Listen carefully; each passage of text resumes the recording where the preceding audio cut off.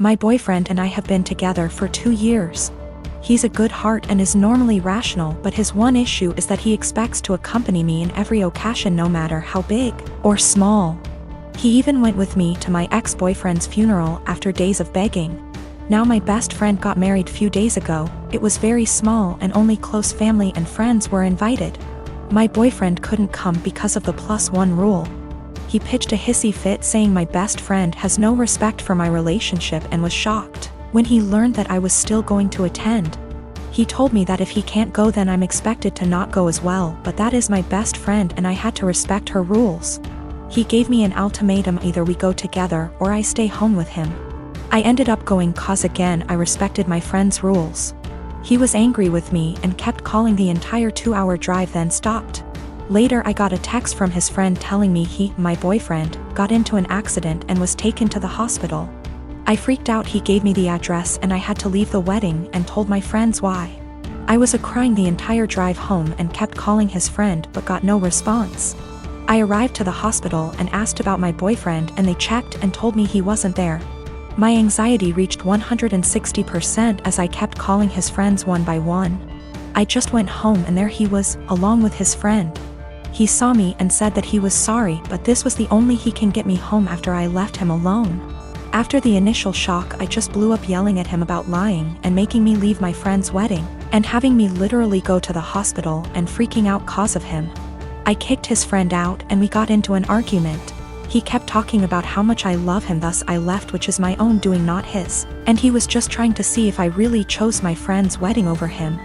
He then argued that my friend caused this and I shouldn't agree with her to exclude him. I said what he did was horrible and called him horrible and then went to my room. It was awful cause my friends kept calling to check in on him cause they thought he was really at the hospital. He said I overreacted and that I yelled at the wrong person. He has a history of mental health issues but got better the past few months. He also had a recent death in his family which really affected his health generally. My husband Nick was married to his first wife Vanessa for 5 years and they had 2 amazing kids, Luke and Lila. Sadly, Vanessa died in an accident 11 years ago when the kids were very young. I started dating Nick 8 years ago and we started off very slowly for obvious reasons. Nick has always been a little more distant than anyone I'd ever been with. But he and the kids lost Vanessa so young that I understood it.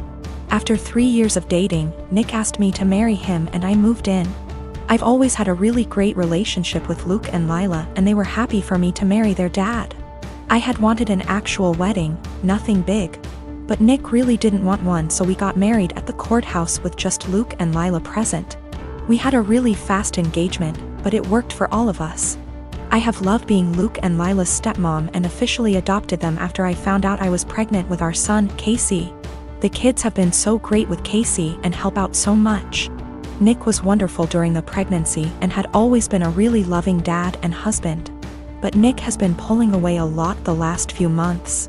He's been even more distant than usual and working late nights and going away with friends almost every weekend. I've tried talking to him, but he's been impatient with both me and the kids.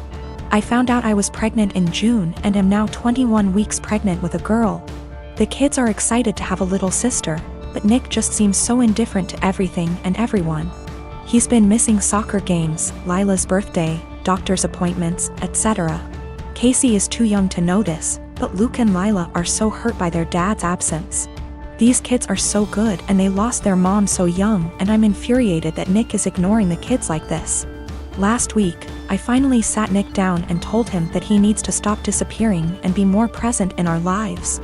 We're going to have another child soon and before we know it Luke and Lila will be grown up and going to college. After an hour of arguing, he screamed at me that he wished Vanessa was still alive and that I had switched places with her and died instead. He also threw in some awful comments that I need to stop pretending I'm Luke and Lila's real mom and that I'm only half the mom Vanessa was. The final straw was him saying that he never even wanted any kids with me, but did it so I'd keep busy and leave him alone. I'm so beyond hurt right now. I know I'm just his second choice. But I've always tried to honor Vanessa and tell Luke and Lila how lucky they were to have her as their mom. I love all of our kids more than anything and I'm just so heartbroken. Nick barely pays attention to Casey now and doesn't even acknowledge the pregnancy. He somewhat apologized this weekend and took all 3 kids to lunch, but he won't even look me in the eye. He seems like he wants to talk, but he doesn't say anything, and I'm too upset to even be near him. I'm not sure where to go from here. Honestly, I can't even be around Nick right now, and if there weren't any kids involved, I'd leave and never look back. I'm not sure if he's cheating or the thought of a 4th child is stressing him out. But I'm devastated and not sure how or why I should save this marriage, besides doing it for the kids. My apartment complex didn't do traditional trick or treating on Halloween. Residents were advised to set out pre-packaged individual candy bags on their patios / front door areas if they wanted to participate, but the traditional knock on door, physically hand strangers candy was not permitted. So, Halloween comes and the kids are all dressed up, and each building has a scheduled time where the kids go door to door. I ended up having to work late, so my neighbor offered to walk my kids around with hers at our building's scheduled time. About 45 minutes later, my kids came home with a small bucket of candy. 6 little goodie bags each from individual apartments that participated. Everything was fine. And my kids didn't say anything weird had happened. They were just excited to eat candy once they got home. The next day I took my kids to the park directly across from our apartment complex. My neighbor was there with her kids as well. The kids were playing, and she took out one of those individual goodie bags with candy in it from her purse and started to loudly rummage in it. She ate several pieces of candy, and my daughter eventually noticed. Ran up and asked if she could have a piece, and my neighbor responded, "Nope, this is my tax candy. Remember that this was my reward for taking you trick or treating last night." I was a little weirded out by that statement and asked what she meant. She said that since she is the one who had to take the kids out, she took 5 bags from each of my kids as a tax. Her son then chimes in and said, "You only took 2 bags from us." She responded with, "But I'm your mom. I was doing OP a favor so they get a higher candy tax." I was thinking about how to respond when I noticed that she was holding a Starburst candy and decided to just smile and nod and go back to watching my kids. I let her continue to finish off the bag of candy and then said, "Hey, aren't you vegan? You know a lot of those candies are made with animal products, right?" I explained what gelatin was and how a lot of those candies are made with it. She was horrified, Googles it, and then told her kids that they were leaving. She said something about how she was going to be sick and stormed off. Now she's giving me dirty looks every time we see her and won't let her kids play if she shows up at the park and we are there. My husband thinks I'm an asshole cause I should have either not said anything about the gelatin or said something right away when I noticed. I don't think it's my job to tell a vegan what is and isn't vegan though, and she deserved it for stealing candy from little kids. When we got home from the park after the gelatin incident, I sat my kids down and asked why they didn't tell me that the neighbor took half of their candy. My oldest kid is 6 and my youngest kid is 4. 6-year-old explained that as they went door to door during their designated trick-or-treating time, she would have my 4-year-old grab 2 bags instead of 1 from each apartment for the majority of them. She explained it to my kids that they were grabbing extra bags for her to be handed over at the end as taxation. So either freaking way she was directly taking candy from my kids or taking candy from other kids through mine. As for the authenticity of her vegan sim, I may have exaggerated when I said super vegan when I first posted this. She claims to be vegan and is very in people's faces about the benefits, etc. It's 100% about the health side. She brags about veganism curing cancer, diabetes, even some mental health issues. I have never once heard her talk about the benefits for animals. She also sells herbal tea products, customized gym clothing, etc., so she totes a pretty big vegan lifestyle. If that makes sense. Now for the gelatin. She knows what gelatin is, she knows what it's made out of, she knows that there are obvious things that she can't eat. But she had no idea that a lot of candy specifically had gelatin apparently. When I told her that they had gelatin in it, she knew what gelatin was but Googled the candies to see if I was correct. I think she is either really dumb or she eats non-vegan stuff all the time when no one's watching, and had to pretend to be horrified about it at this point.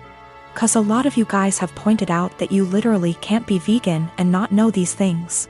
I'm not vegan, I'm not even freaking vegetarian, and I know these things. I am one of 4 kids. My older brother P, who I no longer have any contact with, my younger brother J, who is no longer with us, and my youngest sister K. Recently P's children, 2 girls and 1 boy, all in their late teens and early 20s, reached out to me and expressed a desire to have a relationship. I have 0 contact with their father and swore that I would beat him black and blue if I ever saw him again.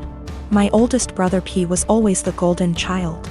No matter what he did, my parents always had an excuse for why it was not his fault. Bad grade? Teacher had it out for him. Cheating on every single one of his relationships? Good thing you did it to her before she did it to you. That one was my personal favorite. He also used to torment Jay and I constantly when we were smaller than him, until in high school, when I hit a growth spurt and sprung up to about 6 feet 4 inches and 230 pounds worth of muscle.